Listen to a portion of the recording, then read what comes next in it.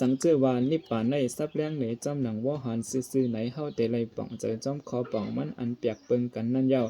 ก็เปิ้นนั้นแลกำนำเฮาซับแรงจอมคอสารคัดอันมีตั้งพิษที่สุดนั้นจึงหนังไผ่แต่ในเย้าตันหักขยะตีล้อผ้าตั้งเคยไหลหมดสุดเย็นอาสังคตะตีอันมีตั้งปองเป็นวิรากะตีอันมีตั้งเคยไหลรากะนิโรธาตีล้อผ้าหมดสุดเย็นนิพพานะตีหมดเย็นล้อผ้า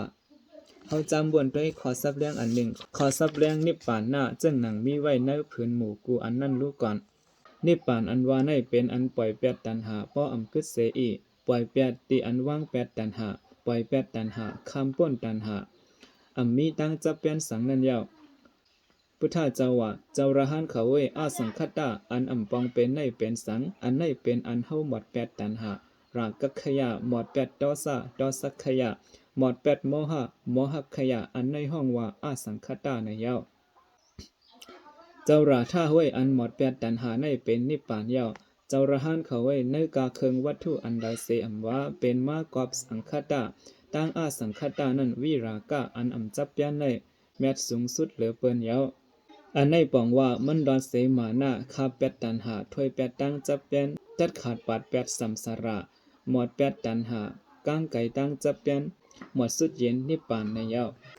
ขอตอบเจ้าสารีพุทธราต่อเจ้าปริปัจจากะอันถามว่านิพพานเป็นสังไหนนั่นเจ้าสารีพุทธราตอบกล่าวว่าเจ้าหนังพุทธาเจ้าสร้างล้างเหนไว้ตั้งเหนือนั่นอยู่ยาวอันหมดแปดโลภะโทสะโมหะว่าไหนอันปล่อยแปดตั้งขาแปดตันหาโลภะอันเคยไหลอันเมื่อเคยไหลใจจับอยู่เหนืออุปาทานขันธาหายังเป็นตั้งหมดสุดเย็นทุกข้ายาวไหนอันเพราะว่าสืบกันหมดสุดเย็นกว่าอันเตเป็นแท่งสุดเย็นสุดเซงกว่านั่นเป็นนิพพานยาวกับกายเลยนิพพานในเสพุทธาเจ้าสืบซับแรงในว่าเจ้าระหันเขาเวยังมีตีอันเกิดตีอันเกเท่าอันมีตั้งขึงปองสังนั่นอยู่สังเจอว่ามันมีตีอันเกิดตีอันเกเท่าตีอันปองเป็นไหนมันมีไลตีอองป้นหลอดปุนตาก็ไลเกิดไลเท่าไลปองเป็นไหนก็เปว่ามันมีไว้ตีอันเกิดตีอันเกเท่าตีอันปองเป็นไรแลมันจังมีตีอองป้นหลอดปุนตาก็มีตั้งเกิดก็มีตั้งเท่ามีตั้งปองเป็นไรไม่อยู่ยาวนิพพานในมันมีธาตุสีเยิงน้ำลิ้นลมไพศาล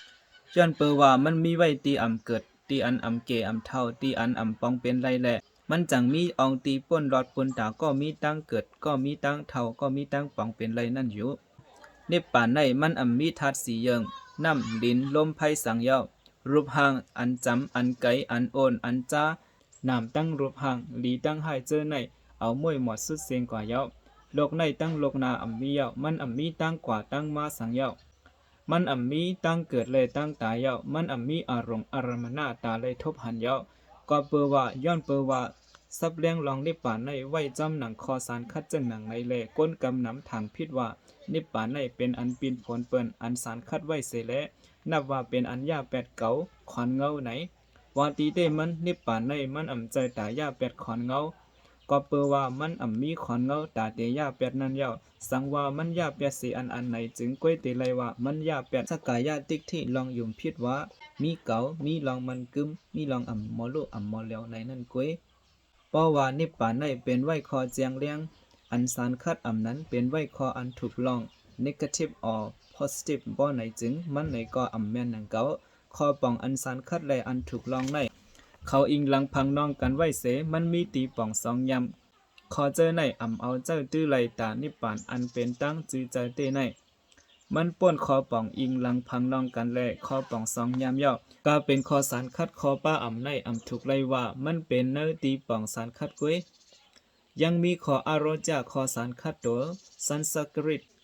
เจอในป่าลีในอยู่มันแจงเนว่ามีตั้งเป็นไหนกุ้ยกาโตอารจาอยู่ลีในคอในมันแจงในคอป่องอันสารคัดคออันว่าอมตะอันมีตั้งตายในเป็นไว้คอสารคัดเสตาก็มันแจงแรงตีป่องอันสารคัดอันมีคอป่องเหมือนกันตั้งนิพพานหน้ายาวในตีป่องมันใจในคอป่องอันสารคัดคอเนืออันเปิ้นหูน้ำเจิ้งหนังนิพพานในเป็นวิมุตติป่นหลอดออกป่นหลอดไหนเพอเตจังว่าไรว่าคอวิมุตติในเป็นคออันสารคัดไหนก้วยกาคออันว่าออกป่นหลอดในมีตีป่องสารคัดไว้ป่ ป่นหลอดในมันแจงเหนตีป่องออกลอดเสสามเสยังอันมีตั้งของคำเจอหกให้อันวาในอยู่กวยกาออกป่นหลอดในอ่ำเจอคอสารคัดก็เปิดไหนย้อนเปิดไหนแลนิปปานามุตติอ่ำนั้นวิมุตติในเป็นอันดอดแล้วทนตีหนึ่งลอดเสตั้งหกให้ตั้งเสงลอดเสโลภะตั้งเสงต่อสามโมหะตั้งเสงลอดเสคอวหารอันมีตีป่องสองยามก้องไก่กันเข้ายามเลตั้งอองตีนั่นยาวปอโดยเนอถาตุวิพังกาสุตตานาลิก1:40เนอมัชชิมานิกายาปอไหนเฮาฮู้ถึงว่านิพพานในเป็นปรมัตถสัจจาในยาวอันในเป็นข้อธรรมลำลองอันพุทธเจ้าฮ้อในปันเจ้า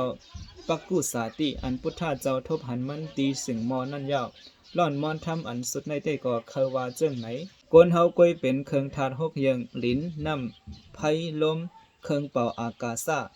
ตั้งวิญญาณขอดพอดจับกันไว้กวยมันเจ้าปักกุสาติทัดสางเสหันกว่าว่าเขาเจอหกเยิงนั่นอันไรก็อำจังว่าไรว่าของเก่าโตเก่าไหน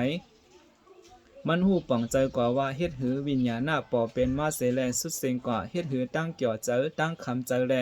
อุเปกขาเวทนาเขาเกิดขึ้นเป็นมาเสสุดเสงกว่าย้อนเปอว่าตั้งหูหยานมันแลเอาใจก้างหยานตั้งติดหอยจับเปลี่ยนกว่าเย้ากำนั้นตั้งหูหันเนอโตคิงมันว่ากวยมีใจเพ่งเป้งอุเปกขาอันเตกำใจปันมันเฮาไลฮอดถึงกว่าตีน้ำใจทำทานสูงเสหูว่าอุเปกขาเพิกจึนขาวใสในเตยืนยาวกว่าตั้งหึงตั้งฮีในเย้ากวยกะมันซ้ำขึ้นนึกว่นว่าสังเกาวงด้วยภาวนาใจอุเปกขาเพิกจึนในตีโค้งกลางหาวอากาศานันจายตนาไหนในเป็นใจปองเป็นสังคตาทำกวยสังเกาปองเพเจออากาศานันจายตนาคงกลางหาวอ่ำสุดอ่ำเซงในตีเนวิญญาณันจายตนาเจอหูอ่ำเติกอ่ำสุดอ่ำเซงนั่นไหนอ่ำนั้นตีเนอากินจัญญายตนาอ่ำนั้นเนวสัญญานาสัญญายตนาเจอต้องก่ออ่ำเจออ่ำต้องก่ออ่ำเป็นเสเลภาวนาเจ้งหนังว่ามานั่นจึงนั่นในก่อกล้วยเป็นสังคตาเจอปองเป็นกล้วยเหตุนั้นมันอ่ำปองเพเจอสังคตาเจอสันตาเขาสืบเขามีเขาเป็นภาวะกว่าตั้งใจเขาเฮาภาวะขาดสุดกว่าย้อนเปอว่ามันอ่ำสืบเตตั้งใจเขาสืบเป็นเตภาวะเทียงอ่ำนั้นก็เขาเฮาภาวะขาดสุดเสซ้ำอ่ำมีตั้งใจติดหอยสังในโลกาในเลมันอ่ำสุขใจสังย้อนเปอว่าอ่ำมีใจสุขในเลมันป้อไหลนิ่มเย็นกว่ากลุ่มทนเย้ามันหูว่าตั้งเกิดในสุดเสียงเย้าเลยอยู่เลยภาวะสุขจืนเย้าอันโลเฮ็ดแทงอ่ำมีสังเย้าอ่ำมีสังกึดตาเตไลเฮ็ดแทงเย้าไหนเมื่ออันมันจามป่วยยินดียินให้ยินกลางเวทนานั่นมันหูว่าอันนั่นมันอ่ำมันกึมอันนั่นอ่ำพอดหนองมันไว้มันอ่ำจามป่วยนั่นรวยตั้งรากะใจจับมันจามป่วยเวทนาอันใดก็มันอ่ำขอดตักติดหอยไว้อันนั่นมันหูเวทนาเจอนั่นตั้งเสงว่าเขาตักเย็นหายกว่ากำเมื่อขันฐานลู่เดียวกว่าบนเจิ้งหนังยอดไพ่หมดกว่าเมื่อใส่มันนำมันหมดเสียงกว่านั่นเย้าไหนย้อนเปิดนั้นแหละเจ้าระหันเจ้าภิกขุเขาเว้เจ้าผู้อันกลุ่มทนไว้ปรมัตถปัญญาตั้งหูอันจังหมดแปดทุกขาตั้งเสียงในห้องว่าปรมัตถอริยปัญญาในเย้าตั้งป่นหลอดมันอันทบหันใดเหนือทำจือจางในอ่ำค้อนอ่ำไว้สังมันกึมไว้เย้าเจ้าระหันเขาเว้อันมันอ่ำมีเตโมซาธรรมะในเป็นอันพิเศษอันมีเตโมซาธรรมะนิพพานะในเป็นอันจือใจมันแมนเย้าเจ้าระหันเขาเว้ก็เปิ้นนั้นแหละเจ้าหนึ่งมีตั้งกลุ่มทนปรมัตถสัจจาในเย้าก็ว่าปรมัตถสัจจาในเป็นนิพพานอันมีเตนั่นเย้าตีแล้วอ่ำตีแล้วพุทธเจ้ายิบตื้อขอเตต่ออันในปุณตาแจ้งในนิพพานเย้าพุทธเจ้าว่าเกาเตสอนเนสูช้ำจือใจเส้นตั้งอ่อนๆฮอดถึงทำจือใจก่อนตีในทำจือใจในตื้นเยื้องถึงนิพพานกำเดียวเย้ากำในปรมัตถสัจจาอันว่าในซ้ำเป็นสัง